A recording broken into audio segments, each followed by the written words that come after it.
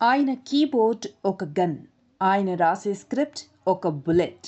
YSR Congress party media గొంతుక పూడి శ్రీహరిపై కూటమి సర్కార్ పంజా విసిరింది. పాత కేసులతో ఉచ్చు బిగించాలని చూసిన సీన్ రివర్స్ అయింది. నిన్నటి వరకు వార్తలు రాసిన కలం ఈరోజు వార్తల్లో నిలిచింది. అసలు ఎవరి శ్రీహరి? కుప్పం పోలీసులు ఆయనపై ఎందుకు కన్నేశారు? కాకీల స్కెచ్కి కోర్టు ఎలా బ్రేక్ వేసింది?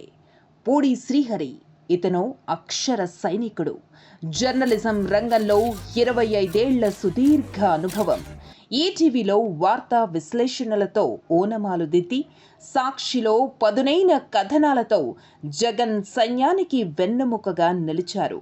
సామాన్య విలేకరి నుంచి వైఎస్ఆర్సీపీ రాష్ట్ర ప్రధాన కార్యదర్శి వరకు శ్రీహరి ఎదిగిన తీరు ఓ సెన్సేషన్.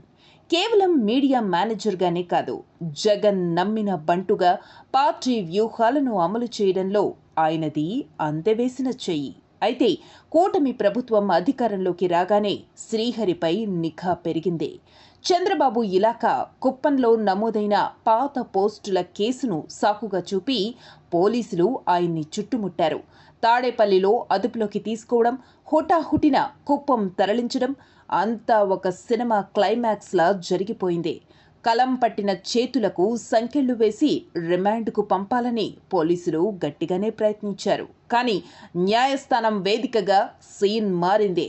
వైఎస్ఆర్సీపీ తరఫు లాయర్లు పోలీసుల వాదనను ధీటుగా తిప్పికొట్టారు. ఇది ముమ్మాటికి రాజకీయ కక్షే, అక్రమ కేసులు బనాయించి ఇబ్బంది పెడుతున్నారంటూ వాదించారు.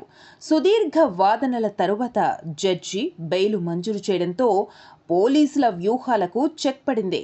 33 గంటల నిర్బంధం తరువాత శ్రీహరి బయటకొచ్చారు. ఇప్పుడు బెయిలుపై బయటకొచ్చారు శ్రీహరి. కానీ అసలు ఆట ఇప్పుడే మొదలైందా? మళ్ళీ అదే పదునైన స్క్రిప్ట్లతో ప్రభుత్వంపై విరుచుకుపడతారా?